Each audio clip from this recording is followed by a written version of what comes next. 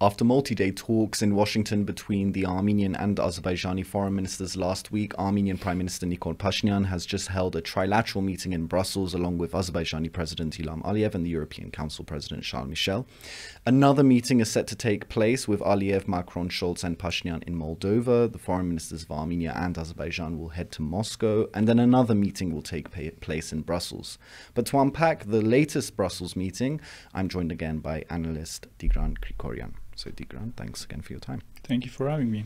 So, there was a broad range of issues reportedly discussed, but one of the outcomes was that both Armenia and Azerbaijan reaffirmed their commitment to the 1991 Almaty Declaration.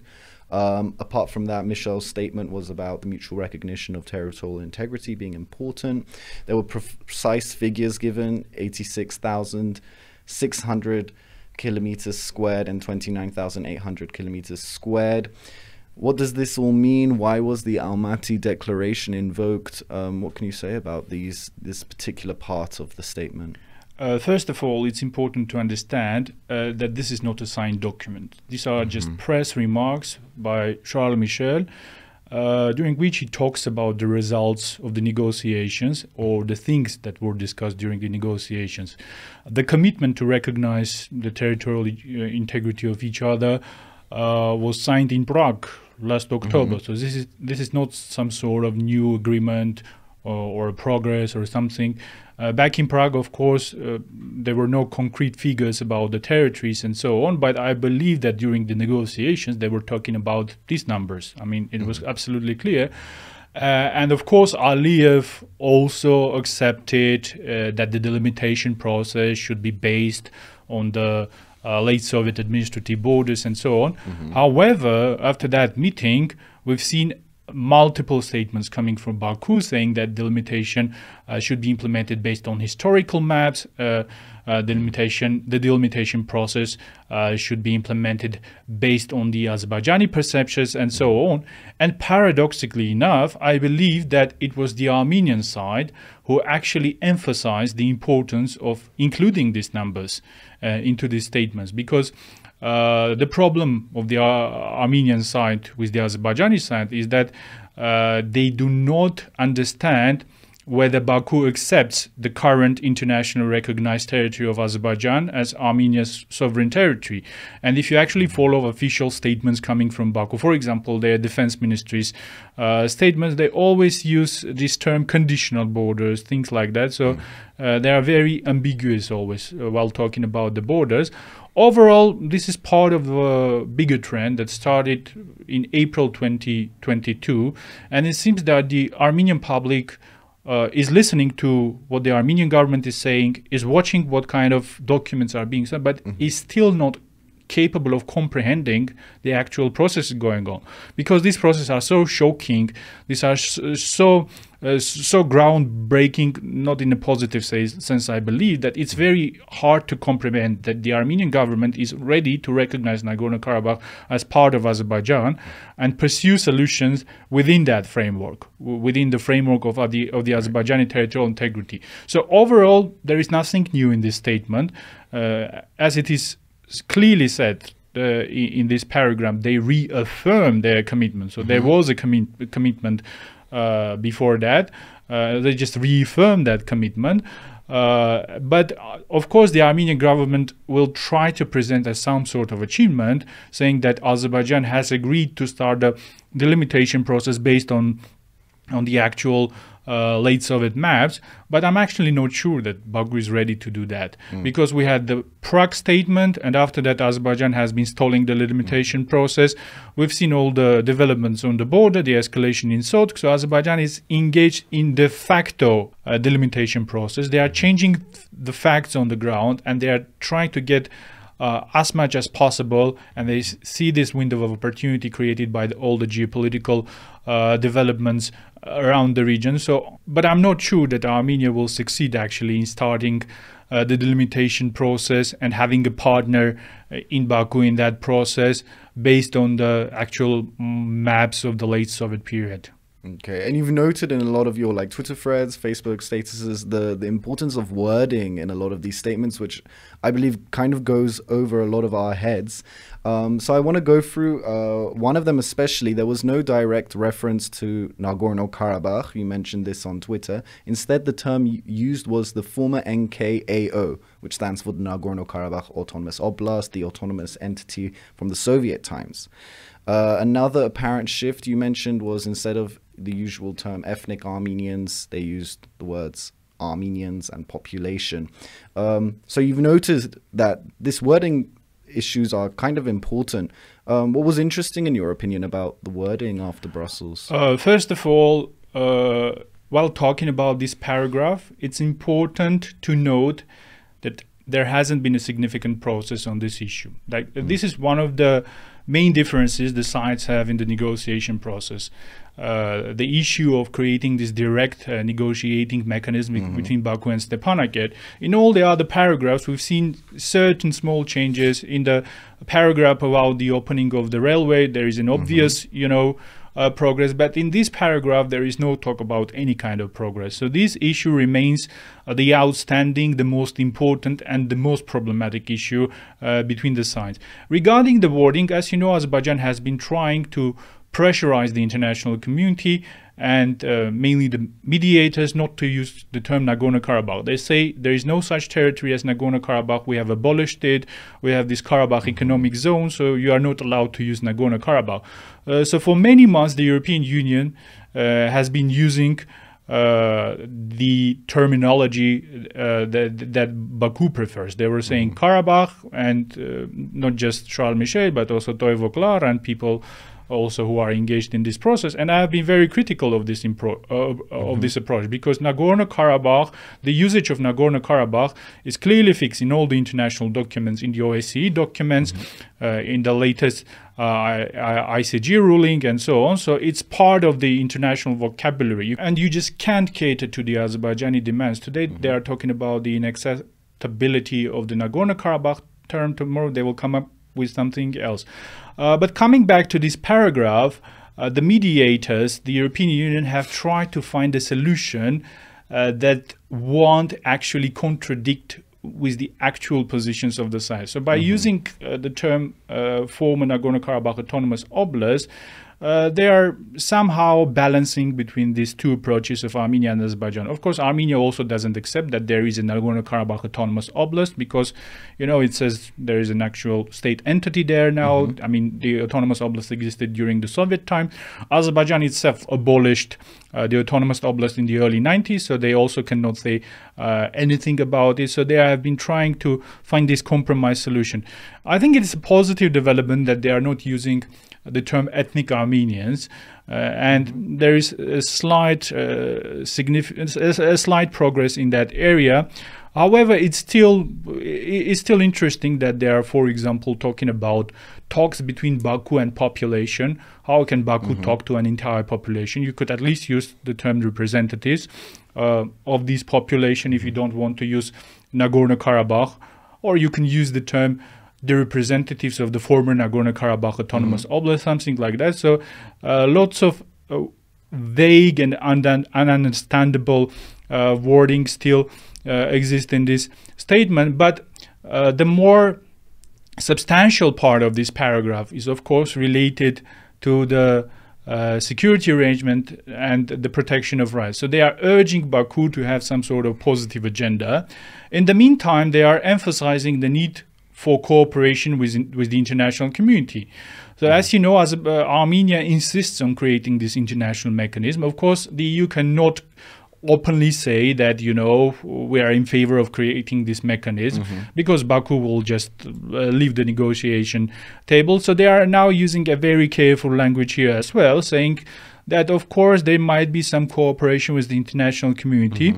And of course, they use this term transparent dialogue while talking about this mechanism. Prior to that, the EU representative in the region, in the South Caucasus, Toivoklar, was talking about internationally visible mechanisms. So they are trying to avoid using this term international mechanism, because as I've already said, this is one of the most difficult problems and differences between the sides. This is a clear red line for both sides. Armenia cannot sign any kind of peace document, peace treaty, while there is no an agreement on the creation of this international mechanism of talks between Baku and Stepanakert, and Baku cannot accept that international involvement because it would nullify all of its post-war narratives. The first narrative is that the conflict is over, and the second narrative is that all the issues related to Nagorno-Karabakh are purely domestic issues for Azerbaijan. So as you mentioned, there was noted progress on the issue of reopening railway connections, which according to the statement will operate according to principles of sovereignty. What did you think about seeing this part about railway connections? I mean, what sort of railway connections are they agreeing on? Yeah, so it should be noted that this is the particular issue that all the mediators have been focusing on lately.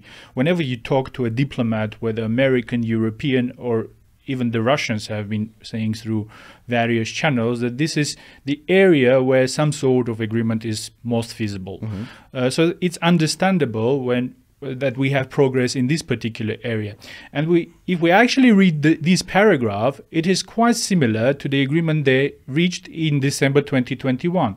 Back then, in the Charles Michel statement, it was said that the railway connection should be reopened based on the principles of reciprocity and sovereignty. So if you read, for example, the part where they say that the railway should go to Nakhichevan and through Nakhichevan, this means that Armenia also can use this railway. It means that Azerbaijan can use the railway through the territory of Armenia to link with Nakhichevan, but Armenia can also use the Nakhichevan part to link with its southern part, or probably with even with the Islamic Republic of Iran. So here we see the principle of reciprocity that existed back in December 2021. And of course, the mentioning of this World Customs Organization is very important in this context. It means that the Armenian legislation and the Armenian sovereignty is supposed to be respected in this context.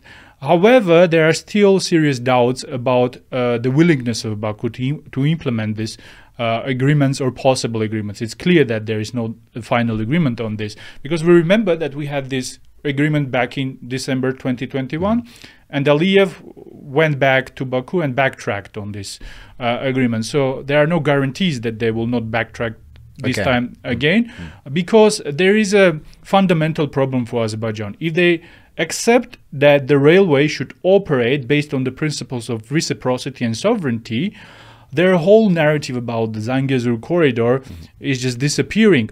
And you should understand that there is no a separate point about railway and a separate point about the road in the November 9 statement. If they accept that the railway is operating based on the principles of reciprocity and sovereignty, then all of their claims regarding the road is just being nullified, because you have already accepted the principles. That's why I'm a bit skeptical that this will be implemented in the near future. Okay, and I mean, we mentioned last week there were multi-day talks in Washington between the foreign ministers. There was this Brussels meeting that just happened. Pashinyan and Aliyev will head to Moldova to have talks with both the French president and the German chancellor. The foreign ministers of Armenia will meet with the Azerbaijani foreign minister in Moscow, and then there will be another meeting in Brussels. I mean, what are we to make of this, all this, marathon of negotiations? Do you have any expectations? Anything we should look out for? Well, first of all, this is an outcome of a compromise. As you remember, Armenia was insisting on the participation of the French president in the negotiations.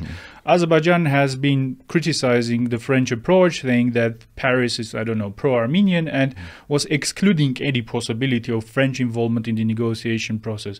So we see that a compromise has been found. Armenia has agreed to restart the participation in the Charles Michel format, and Azerbaijan agreed to participate in a larger format with French and German involvement. And the German involvement is of course supposed to balance the French participation, because Germany is seen by Azerbaijan as more of a neutral actor. So this is a result of a big compromise by the two sides and by the mediators themselves as well.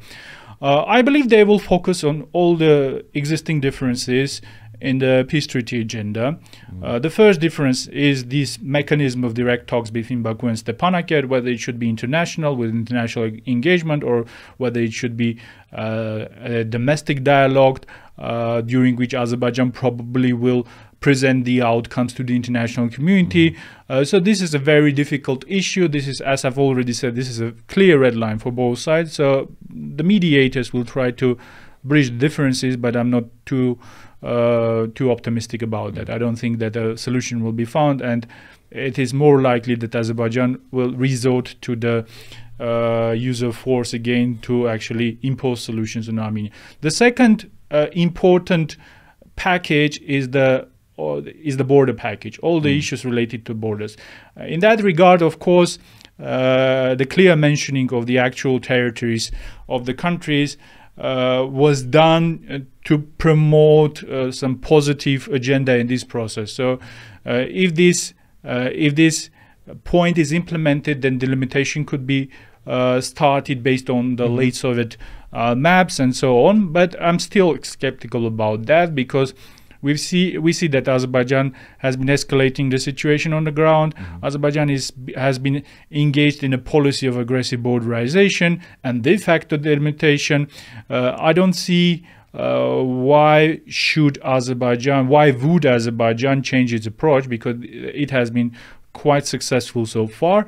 And the third issue where there are significant differences between the sides is related to the mechanism of the implementation of the peace treaty. So the Armenian approach is, okay, we can sign the document, but where are the guarantees that Baku will respect its commitments, especially when we have this situation in the Lachin corridor, when Baku is openly violating the latest document, comprehensive document signed between the signed. And then, of course, there is this opening of communications tract. Here, I think, is the area. This is the area to watch, and this is the area when actually a tangible outcome can be achieved. Although I've already expressed my skepticism, but if we compare this agenda with all the other agendas, I think this is the area where the sides can actually find some sort of a compromise.